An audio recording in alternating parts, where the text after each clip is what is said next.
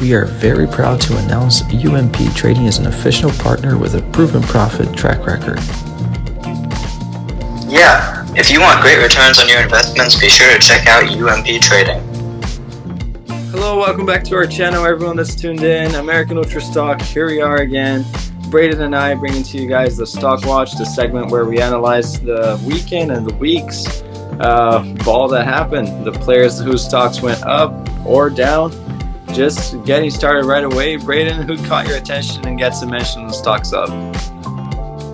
Yeah, so the first player that caught my eye and really impressed me this weekend was Kevin Paredes.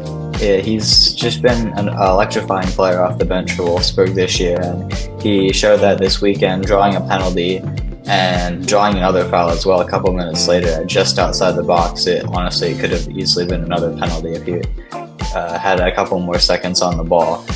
But yeah, I mean, he just continues to make an instant impact for Wolfsburg off the bench, and once we get into this time of the season, maybe in a couple of months when Wolfsburg do start having midweek games, maybe they get a cup run, I think it's not out of the realm of possibility to see him maybe start a game in the short term, which would be really nice because I don't think he has gotten his first start for the club yet, and it would be a huge step for him. Obviously, we saw another player in a similar situation, Paxton Aronson. Took him a really long time to get his first start, even though he was also contributing off the bench for Frankfurt. So I think it's really close based on his performances, and yeah, he was really impressive to me.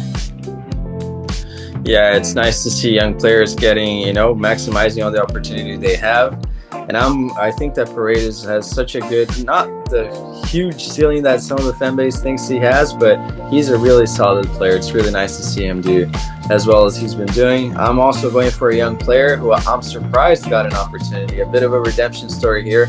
Tillman, after oversleeping last week, this time his alarm went off at the right time and he had a really good game. I'll be honest, I didn't watch the game. I watched the highlights and I thought he looked really sharp there. And what a pass. I mean, I think that was more impressive than the goal that he scored. What a really nice, what a ball over the top. The weight of the pass, that's something that often goes doesn't get noticed by a lot of the fan base. The weight of the pass has to be perfect, and it's not something that most players have. And what a pass he had. I think that's a really good and inspiring performance, and it's nice that he got minutes after that. I thought things could have gone south if it was a different manager, but hey, they put faith on him. It's nice to see him, repay that faith. Now, who's your first pick to have the stocks going down, Braden? Yeah, so I'm a little disappointed about this one because I actually had him as a player to watch last week, but it's going to be Austin Trusty. And honestly, my respect for Sheffield United and their manager is completely at zero because I don't understand how you're going to lose 8-0 in the league. Obviously, it's Newcastle. It's a good team. Champions League club, sure, whatever. But you can't lose 8-0 and then make one change. It's unacceptable for a team that wants to survive in the Premier League, the hardest league in the world. You can't just go out there and expect to magically be better. Insanity. The definition of that is to do the same thing and expect different results. It doesn't make sense at all, and especially the back line. Like, changing an attacker when you don't score makes some sense. Changing the defenders when you concede 8 makes even more sense. And despite that, they kept the exact same back three. I don't get it at all, honestly. I think Trusty's better than all these players. Maybe not Ahmet Hozic. I think he's pretty solid, but besides that, Egan and Robinson, I think he's better than. And it doesn't make sense why they bought him if they're not going to play him even after one of the worst performances their club has had in a very long time. So yeah, I'm at a loss for words. Yeah, I don't know what's going on there, honestly. I always feel like some managers, they want to back the players and they keep, like you said, being insane with some insane choices because they want to seem like a unified front. But yeah, it doesn't make any sense. Even if I was at the board, I would be a little bit shocked that we bought this guy. Has a really good potential, and then out of nowhere, we start getting spanked and he still doesn't get a look. But anyways, now the player that I'm going for, he didn't get spanked, but he did concede some goals. His team won, but I have to go for Roman Celentano. I think that he's a good goalkeeper at times, but has so many shocking moments. Jesus Christ, I don't know what to say. I'm shocked. I'm lost for words. The level of goalkeeping there, shot stopping, everything, commandment of his area, everything is bad. And I think that maybe he's another goalkeeper that doesn't really position himself too good and makes medium saves, standard saves, look really difficult. And he gets masked by the fact that since he's a good team, so they get good results. But yeah, stocks down definitely. And with the Turner situation, it could easily be a stock up for him or other American goalkeepers, because it's not that it's up for grabs, but if you're playing regularly and the main goalkeeper is still in doubt on whether he's going to be starting for club level, you can definitely carve a spot for yourself and even get into consideration for maybe starting over the period of time. But yeah, Celentano stocks down definitely. On a brighter note, who are you picking for another stock up, Braden? Yeah, thank you so much for mentioning Celentano. I have been a huge hater of this guy for the longest time. I've seen him as a fraud, and yeah, like you said, he gets masked by FC Cincy being a good team, and congrats to them. They just won the Supporters' Shield. Incredible achievement for them. But I think their keeper is going to really hold them back, because you can't be a professional and make these level of mistakes. Like, we saw Turner do it in college. He made SportsCenter top 10, and he came back from unsure. But that's a completely different level. He was playing at a pretty bad college against bad opposition, and you can't be doing that at a pro level. But anyways, moving on to my next player who impressed me is going to have to be my guy Christopher Loons, the dual national who we won last camp. He played 2 games this weekend, looked good in both, especially midweek against Venezia. Drew a pen early. I'm sorry, Yuri. I had to be said. He drew a pen early into the game, which gave Palermo an early lead, which I think was huge for their confidence. And later on, he put in a beautiful cross that led to Palermo's second goal.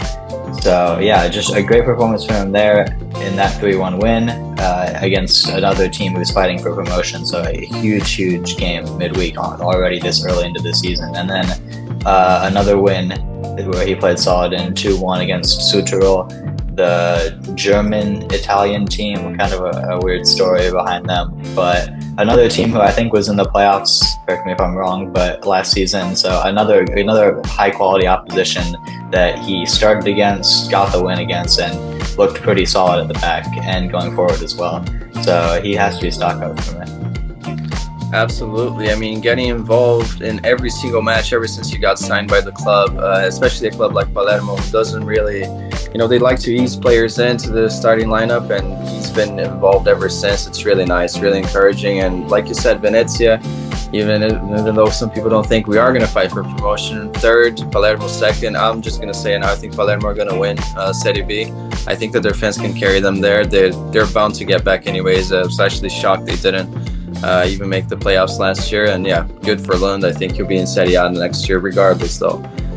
Now my next player whose stock went up, another redemption story here, Balogun. I have to mention him because, I mean, it couldn't really go any further down in terms of, fluctuation, because he missed 2 penalties last week, and against really good opposition for Ligue 1 standards, he put on a really good performance, assist, a goal, and I've said this from day one. I've not been too high on Balogun as some of the fan base, but I've always said that his runs behind the defenders, that's his best attribute, the way that he reads the play, and it's just crazy. You watch the goals that he scores, so the movement, the timing, the finishing, and the way that we play with the USMNT, it's never going to translate. Those runs are never going to be translated with the system that Greg has, so just wanted to put that out there. But his stock goes up. I mean, proving that he can do it, bouncing back. This is more on a mentality level. We've seen some of our players have very frail mentality issues. And yeah, it's nice to see him be composed and confident. And yeah, it's really nice and not an easy thing to do, to bounce back and to get the faith from the manager as well. That proves that he probably put in an extra work during the week. So yeah, I'm really happy about that. But now we have to go for another player whose stock went down. Yeah, and I think the mentality thing you touched on is super big, because I think we mentioned it a lot last week when we did our stock watch. especially when we mentioned Balogun actually, and I think Tillman too, who you said earlier for Stock Up. Both these players obviously had the lowest of the lows, Balogun missing 2 pens, Tillman oversleeping, and they both bounced back so well this week, obviously both being in your Stock Up. And I think it shows kind of a growth. Like I said last week, our mentality for our players has changed, and we had some immaturity in the past. It's very fair to say, McKenny. But yeah, I mean, the mentality has completely shifted now, even with these younger players, and I think it shows it's a huge step in the right direction. But speaking of players who perform bad and might need a good mentality to get back in, I'm going to have to go for Matt Turner next. I mean, it was going so well for him too. I mean, he had such a good start to the season with Nottingham Forest, but they did also sign Vlachodimos from Benfica in the summer, and it looks like he might be getting a chance next week because Turner had an awful game this weekend. Nottingham Forest did draw 1-1, but realistically they should have lost, and that was solely because of Turner. He had one play where he should have made a very routine save, but he let it slip through him, and the defender Murillo bailed him out completely with a goal line clearance, and there was other shaky moments. He probably should have saved their goal as well. And yeah, it's just unfortunate. All the fans who had loved him in the past, not a bad word to say about him, one bad performance, and everyone is crying out for Vlachodimos to take his spot, which maybe it's necessary to give him some competition. I think if he wins this battle, it could be absolutely huge for his confidence. And like I said, it shows his mentality if he can come back from this. But it is worrying because if he leaves Arsenal, where he's going to be a backup, to go to a much worse quality club with less games because they're not in Europe, to just be a backup again, it's not looking good for his career, especially since he's not the youngest guy. I mean, his career kind of got started pretty late. So it's a little bit concerning for me. Yeah, absolutely. He's a late bloomer, and he needs to make the most out of the time he has left. Definitely is in for this cycle. He's our number one. But yeah, it's ruthless. I've seen some people say that the Forest fans are a disgrace. Come on. It's ruthless. This is the Premier League, best league in the world. A performance like that gets you to the bench. And yeah, it's sad, but I completely agree. It's really sad to see this because he was even on the thumbnail for one of our previous videos after that great performance against Chelsea. But moving on to my pick, this guy gets overhated by a lot of the fan base, Jesus Ferreira. But I'm going to pick him because, I don't know, for whatever reason, I took the time to watch him. It's what was on my TV, and I think that I was just noticing he looks really lackluster, very in his comfort zone as always, but goals have been hard to come by. I think it's been a really slow season by his standards in the MLS, and the fact that half the fan base overhates on him already, and that we have Pepe, we got Balogun, some other players, Pfog, even Malone scoring some goals in Europe. I think that Ferreira is coming to the point in his career where he needs to go to Europe. He absolutely has to. And because even in MLS, if he starts underperforming, which is understandable because it's so comfortable for him, then he'll have nothing to back him up in the national team. So I have to pick him. Another really boring performance, uninspiring, and yeah, he needs to up his level, even to gather interest from Europe, because if he keeps on playing like this with these numbers for an MLS star, it won't look good. So I have to pick him. Now, who's your last pick? Who's your last player whose stock went up?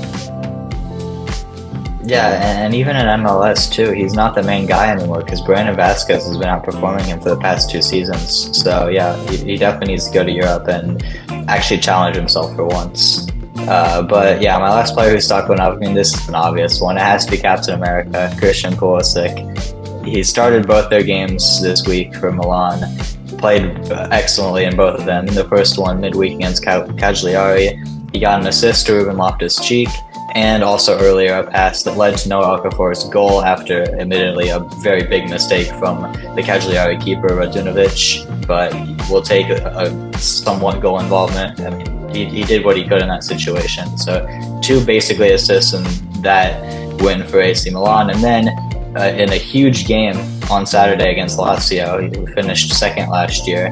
I mean, both these teams are going to be fighting for Champions League this year. A massive game. They went full strength. And Pulisic back on the right-hand side. It's interesting to me that he played the left-hand side midweek and right on Saturday, and he played well in both positions, which is good because we haven't really seen him play well in outside of left wing in the past. That was one of the main problems at Chelsea. They played him out of position, but he seems to be adapting a little bit, which I think is huge. And in that game, he opened the scoring in the 60th minute with just a right place at the right time finish at around the penalty spot after Rafael Leon cut it back to him. And yeah, it just continues to excel and show that it's all about situation and not about the ability or maybe like how big the club is. It's all about the situation you're in. Yeah, I completely agree, and I'm just gonna say I think that Scudetto's up for grabs. I think that if they keep on doing what they're doing, Milan should be in the mix by the end of the season. I really hope so. Everyone knows I don't really have a preference for a Serie A club, just have a Serie B club. So I'm not biased here when I say that Milan's looking really strong and really well structured. Going to Cagliari, it's not easy at all to get a result there, and I think that they look really impressive. All right, and talking about Poli and Milan and their Scudetto mission, which I think they will be able to achieve if things keep on going. I'm going to have to pick another player from Milan, Musa, being really important for them. I'm really surprised at how well he's playing. It's really inspiring. I really like Musa. I think that the potential is there for him to be one of the best midfielders we've ever had, really. And going to Cagliari is really tough, especially a player of his skin color. I mean, at Sardinians, they're not kind to them. And Nundes, I'm just going to say Nundes, when he hit Musa, I'm pretty sure it was on purpose. He has had episodes in the past of being specifically aggressively against black players, and the Cagliari fans love that. That's why he became a cult hero there. But Musa played really well. Should have gotten a goal. That would have been a great goal, the way that he turned, controlled the ball. Just really happy for this guy. His stock keeps on going up, in my opinion, because now, especially the comments that he got from Pioli after this week, that he's an important player. He can see him playing anywhere, so versatile. And the aspect that I really like about his game is how comfortable on the ball and being progressive he is, and also covering up space really well. He's not defending, tackling because he's not having to. He's intercepting really well and reading the play really well before he has to do the dirty work. So really happy for Musa. He's my last pick. Now I'm curious to see your last pick for a player whose stock went down, Braden. Yeah, so my last pick for stock down, it's the obvious one, Tyler Adams. It's just such an unfortunate situation for him. He finally was coming back from his huge injury that he got last year with Leeds. He actually played a couple minutes, like 20 minutes off the bench in the Cup for Bournemouth, got his debut. That was nice to see. But they had a huge game against Arsenal, and came out that he had re-aggravated his injury and he's going to be out now for a significant amount of time, which is just absolutely horrible for him. And I think this might hurt his USMNT stock actually more than some people might anticipate, because obviously a lot of the focus has been about our depth and our backups. In left back, we got Christopher Loon now. We need a backup six still. There's a bunch of options: Johnny Cardoso, Tanner Tessman, Leonard Maloney. But so I don't think his stock goes down from that point of view. None of them are really up for his spot. But the midfield, with Reina emerging as the cam in the summer and playing so well in both the Nations League games. I mean, he looked like one of the best players we've ever had in those games. I mean, he was playing inspired, and even when he was out last camp with Tillman slotting into the 10, and we played so much better with that formation. I think it's really going to put pressure on Greg, and fans are going to want to see the 4-2-3-1 with a cam. And if that happens with this midfield playing so well with McKennie and Musa, it kind of leaves Tyler Adams without a spot, which is crazy to say because he was our captain in the World Cup. But if he keeps missing time and McKennie and Musa continue to form their chemistry, especially with Reina, and Reina becomes undroppable, which he looked like he was in the Nations League, Adams is going to have to be off the bench. And I don't think that's a good role for someone who's primarily defensive. I mean, we've seen concerns about his ball-playing ability in the past. He's mainly a destroyer, and that's not a good look for someone off the bench. That's someone who probably should be starting every game. So if he is relegated to the bench, I have real concerns for his ability to impact games for the USMNT, which in turn might not even get him back into the starting lineup. So I think this camp was going to be absolutely crucial for him, with Gio actually being healthy, see if he can beat him out for that last spot, for better or worse for the national team, but for him. And now that he won't be able to do that, I think he could really lose an opportunity here. That's spot on. Spot on. First of all, I just want to leave some comments in there.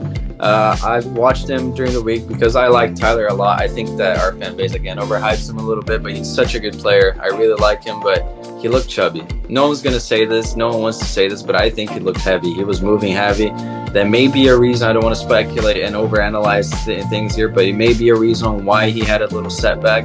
That's not, uncommon to happen for players that were sidelined for such a long time to come back and not really be up to pace and then get another injury. And yeah, it's sad to see that, but I completely agree, especially with the way that Moose is playing and being really versatile there. McKinney's back to his best shape, which it seems, and he's playing a lot, getting a lot of minutes, running a lot that keeps him fit too. So it's going to be difficult, even if Gio is injured, which I think we should always think about that. Tillman sliding in there, Paxton Aronson getting a chance there perhaps in the future as he develops.